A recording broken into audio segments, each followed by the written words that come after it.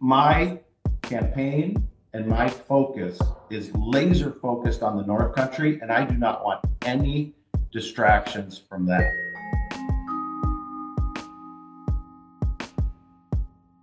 Hi there, it's WAMC News Director Ian Pickus, and on this episode of the WAMC News Podcast, we meet with the Democrat running for Congress in New York's 21st District, still. Well, Blake Gendebien was selected by local Democratic Party chairs to be the candidate in a special election to replace Congresswoman Elise Stefanik. But the Republican who had been tapped to be UN ambassador is staying in Congress. Rather than end his campaign, Gendebien says he's in it for the long haul, with an eye on the 2026 midterms. We spoke about his background and his policies. Here's my conversation with Democratic candidate Blake Gendebien. So just to begin with, because I know there were so many twists and turns, originally we thought that there would be a special election when Elise Stefanik went to the UN. She is staying in Congress. So first of all, why did you decide to keep your candidacy going at this time?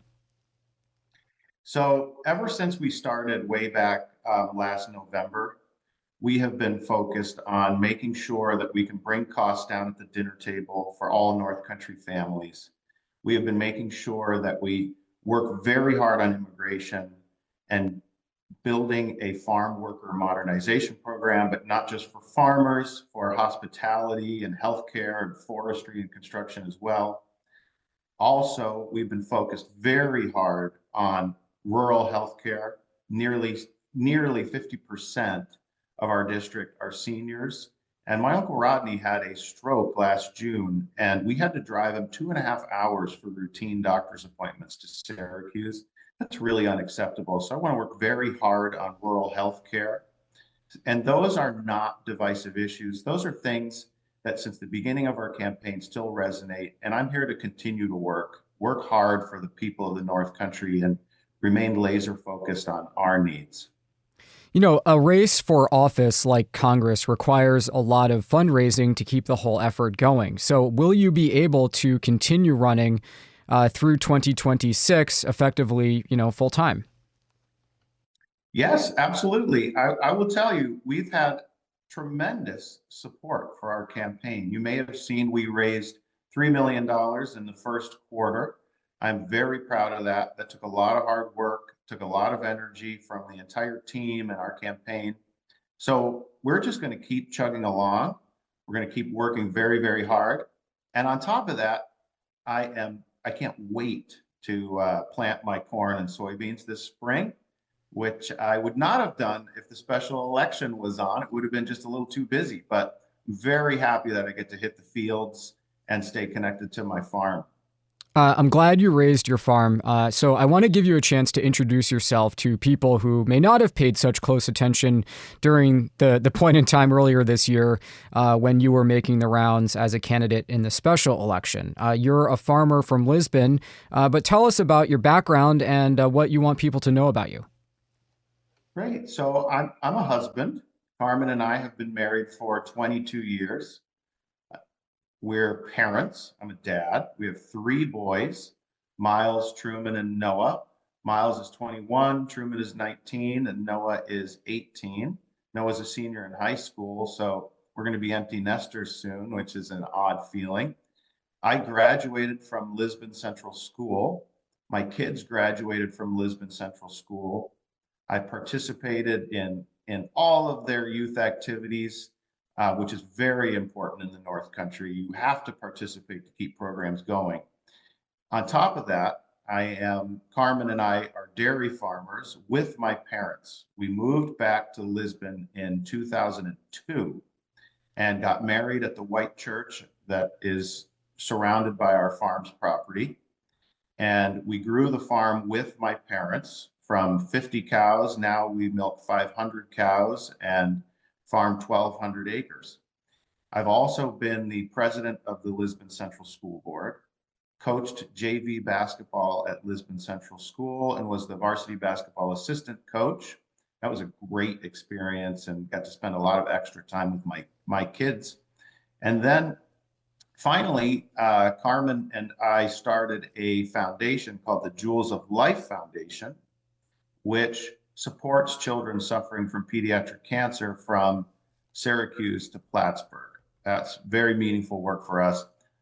One thing I did forget to mention, up until the campaign, I was the vice chairman of Agrimart, which is a $1 billion cooperative owned by 450 farmers, including our farm, through New York and New England. And we manufacture Cabot cheese, and we have well over 1,000 employees there. That was meaningful work as well, representing farmers and being elected by farmers in New York and farm representatives in New England. So all of those things have really shown me what's amazing about the North Country, and I love to brag about the North Country. We have the St. Lawrence River in, we have Lake Champlain, we have Lake George, we have the Hudson Valley and the Mohawk Valley, which is nearly the birthplace of our nation. We have Fort Drum, which has home to one of the best divisions, if not the best division in the nation, the 10th Mountain Division. And let's not forget, we have the Adirondack Park with an Olympic Park inside of it. All of these, we have nothing to apologize for. We have so much to be excited about, but there are some things we have to work on. And I mentioned them earlier. We need to drive down costs at the dinner table. We need to find affordable housing for people in this district. We need to make sure that we fix immigration, which we'll probably talk about more later. Mm-hmm. And we need to make sure that we support small businesses and take care of our seniors and hardworking families in the North Country. It's at their health care specifically.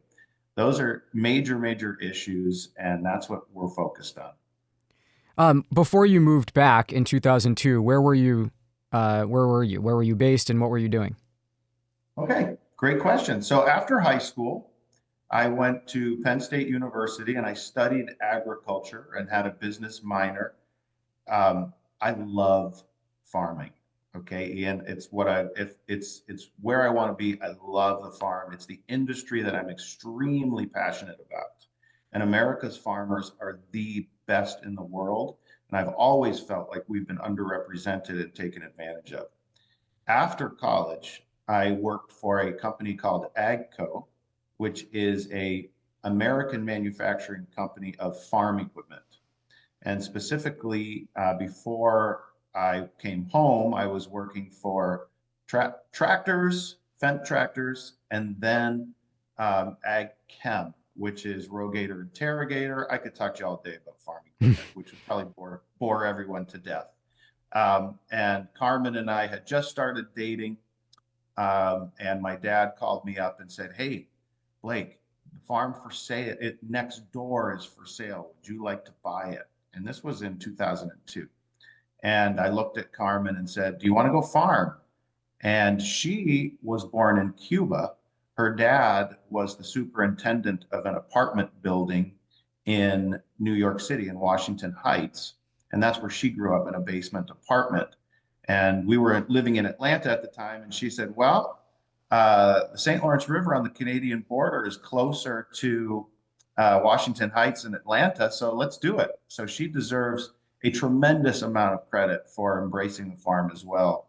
It's just been a wonderful choice. Raising our kids on the farm has been second to none. Let me ask you a question to understand how you think a little bit. Sure. You're up 3, the shot clock is dead, and the other team has the ball. Do you foul? Yeah, good question. I'm up 3. You're the up shot 3. clock is dead. I'm very good at winning when I'm down by 2, which is the story of my life. You know, you might need that in this district, Blake. Yeah, we can talk about that later. I've always gone for the 3-pointer when we're down by 2, and I've been very successful with that. But anyway, we're down by 3. Do I foul with no time left? Yeah, the other team's going to take the last shot is really what it comes down to here.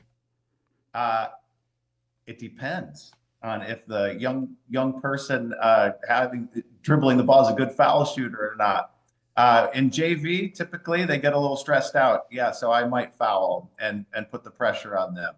But I would tell the kids, do not foul when they're shooting, Hmm. because then he'd get three shots or three chances at the foul line. So there's some nuance there, certainly, but yeah, we always go for it.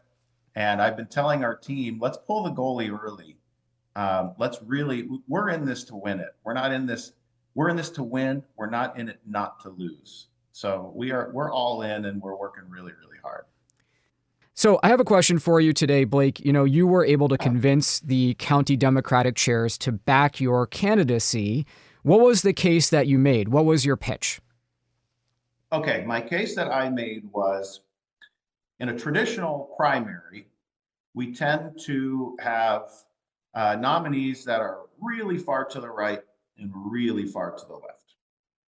And we had an opportunity here with 15 county chairs who worked, to their credit, they worked very, very hard. They were very organized. They made the process seamless. And, um, and they are a pragmatic reflection of the district.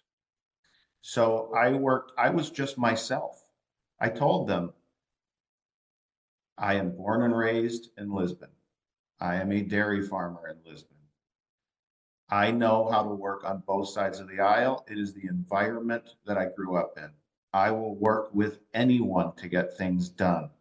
Let's focus on the issues where we can gain some ground and where we can get things done. And that resonated with them.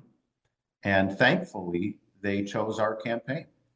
Now, I don't want to sound jaded, but I've been working on this show for a long time, and we have interviewed a long list of Democrats who thought that they could beat Elise Stefanik and, frankly, win a seat that really has been Republican for most of the post-Civil War history. So how are you actually going to go about winning this race when so many others have not been able to do so? I'm glad you asked. So I think the last Democrat was Congressman Owens, born from the district. Yes, and I should just say, he won some very, very close elections. He won a special election to win the seat, and he was Stefanik's predecessor. Yes, yeah, a very wonderful gentleman and supportive of my campaign.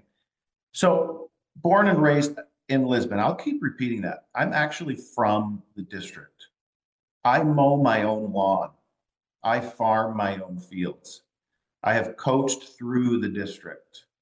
I have friends all through the district.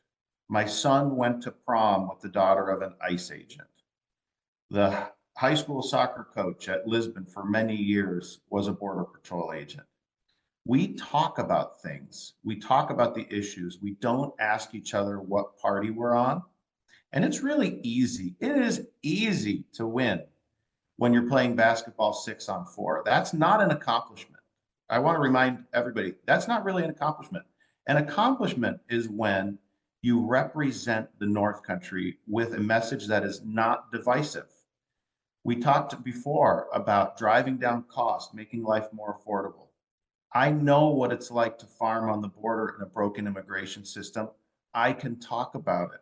We should have a farmer in the room to set those policies.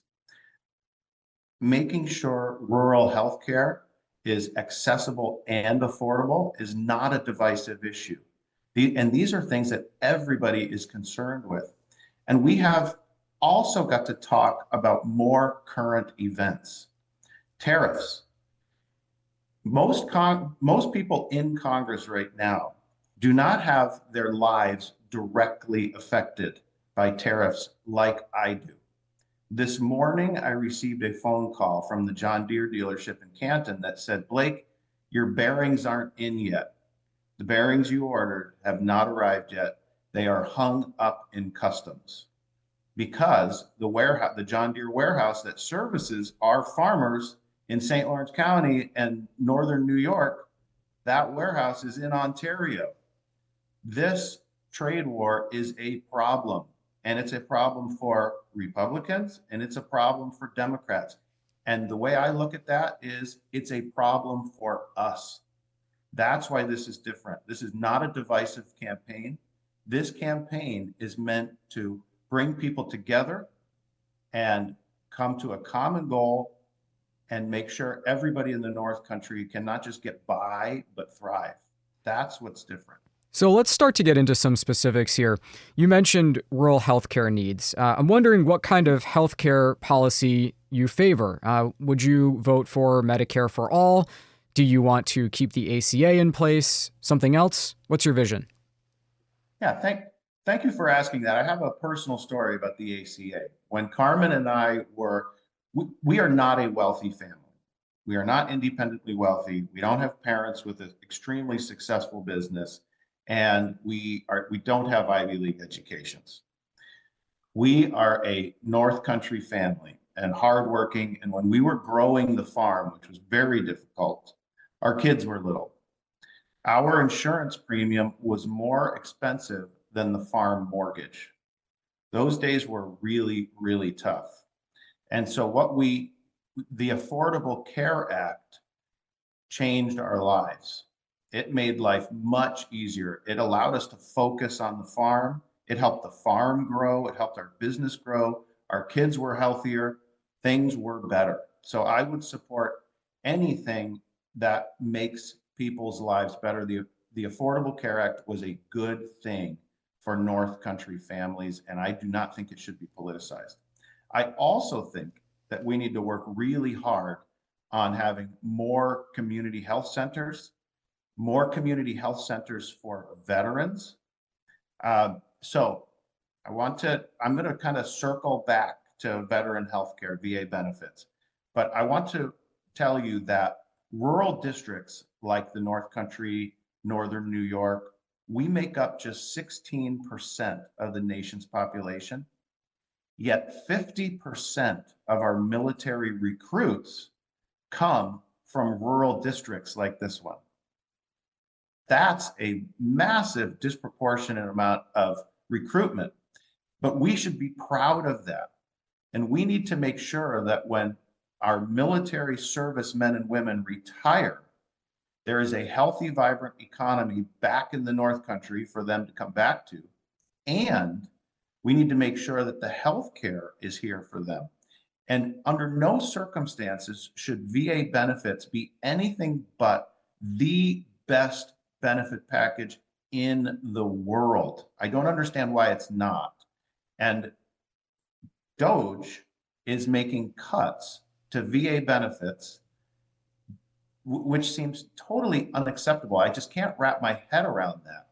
And the word is that doctors in Syracuse are leaving the VA hospital because they see the writing on the wall. So these benefits are terrible. So we need to make sure that we have VA community health centers available.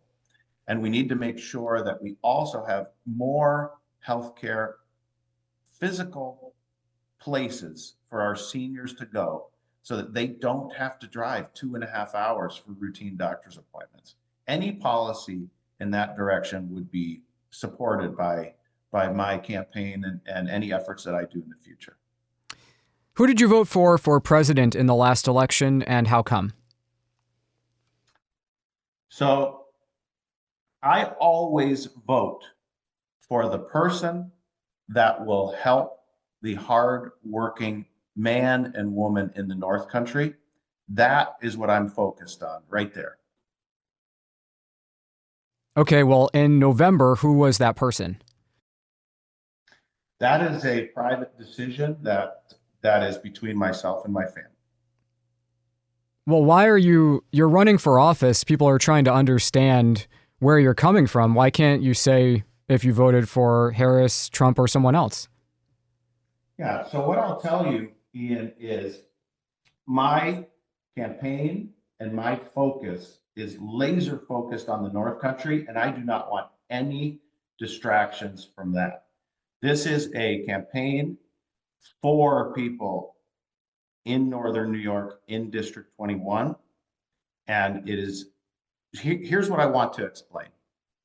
I live on the 5 Mile Line Road. The telephone poles end at my farm, and they don't pick up till the other end of the railroad tracks.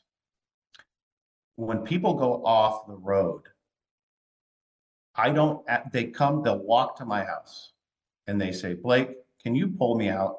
Because there's a ditch on one side and a muddy field on the other side. And I say, absolutely, I'd be happy to.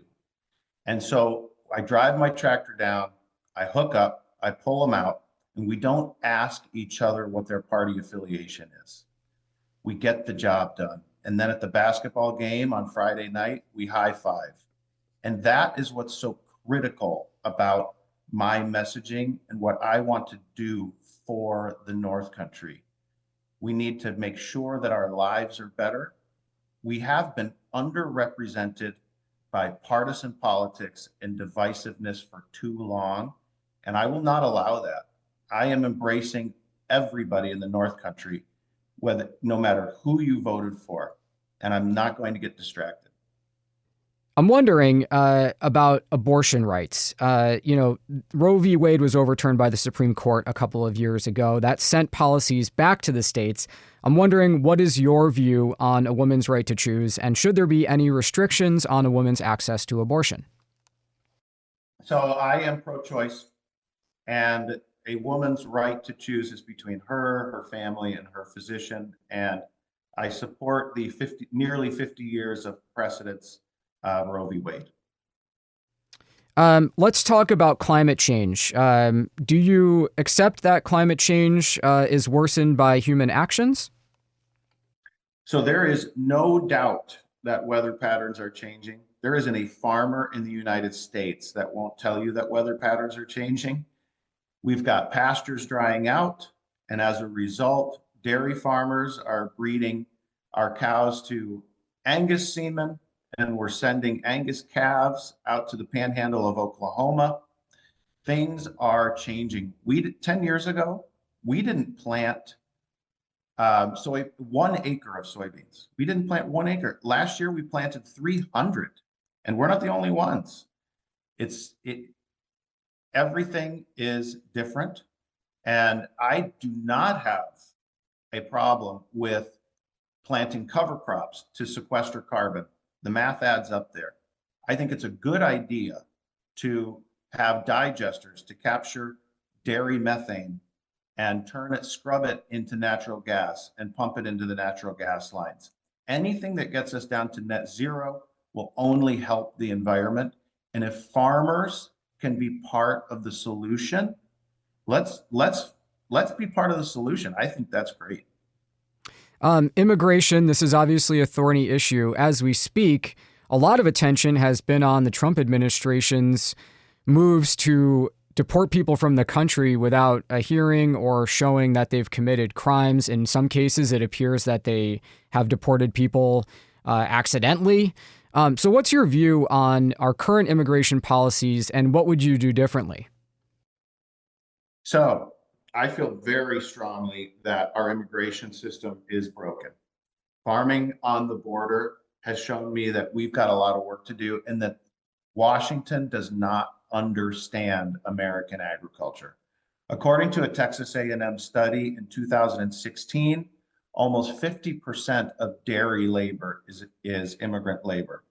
And according to that same Texas A&M study in 2016, 79% of the dairy products that we all see at the grocery store have been handled by immigrant labor. We have to come up with a fair solution to make sure that agriculture and hospitality have a secure labor force, and it needs to get done ASAP, especially when we consider how it will drive down cost. Because according to that Texas A&M study, if you eliminate immigrant labor from that equation, dairy prices go up 93%.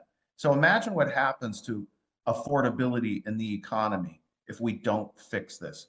As a farmer on the border, I want to be part of fixing that. And here is why. Like I mentioned before, I have friends that are ICE agents. I have friends that are Border Patrol agents. I have friends that are state police and local police. And right now, those federal agents and state and local agents cannot communicate on the border. That seems ridiculous. They should be able to communicate on the border and do their jobs. And when you're somebody from the district, not in Albany, not living in DC, living in Lisbon, New York, you talk to people and you find out common sense solutions. That's what we're working on. Do you agree with President Trump that birthright citizenship, where someone who is born within this country is a U.S. citizen, should be ended? I do not agree with that. And how come? I think that if you're born in this country, so for example, there is nothing more patriotic than following the four corners of the Constitution. I want to repeat that. There is nothing more patriotic than following the four corners of our Constitution. And that is what I'll stick with. Would you vote for the Green New Deal if you were sent to Congress and Democrats were able to bring it up for a fresh vote? Honestly, I don't know much about the Green New Deal. What I do know is that job opportunities in the North Country are needed, and development in the North Country is needed. And if there is an opportunity to develop cheaper electricity through whatever means, cheaper power through whatever means, that sounds like a good opportunity to reduce cost of power and to provide jobs for people in the North Country. Those two things add up to a plus for me. New York State has a housing shortage, and that is especially true in some Adirondack communities. So what would you do to address it? Yeah, I would certainly support any opportunities for building affordable housing. And there's many reasons why. Again, affordable housing drives down cost. So as a dairy farmer in Agrimark, we own Cabot cheese. An issue in rural America is that there is not enough affordable housing for hardworking people. At our cut and wrap facility, where we cut and wrap the cheese, we just can't get people to work there. First of all, because they can't afford a home nearby. So then you have to have mandatory overtime, which results in a more expensive product. So we actually had to go to retailers, grocery stores, Walmart, and say, hey, listen, we have to raise prices. So affordable housing makes life more affordable for everyone else. But also we just need to focus, for example, in the Adirondacks, we have a tourism industry, and that tourism industry, we need to make sure that there are homes for hospitality workers to live in. And it's getting harder and harder because they're competing with remote workers and driving the cost up. I am all for anyone for any reason moving into the district. We just need to make sure that everybody can afford to live here. You have a background, as you mentioned, in school board politics and policy. What is your feeling about what rules, if any, there should be in place in districts on the treatment of trans students or students who identify as being trans? So here's an Ian. I love to tell stories, so I'm going to try to make it as quick as possible. Yeah, take your time. We're limiting to 1 minute. I don't like bullies. I have an aversion to bullies. I have an aversion to bullying. I've been that way since I was little. I don't like it when people handle animals on my farm with cruelty. I don't like it when people especially are being treated unfairly. And as a kid, it wasn't called dodgeball, it was called war ball. And I always made sure I was on the opposite team as the bullies. And I was good at catching. For whatever reason, I was good at catching. And I baited them into throwing the ball at me as hard as they could. And I always caught it. And then the kids that weren't as good or whatever, they came out and we all had a great time.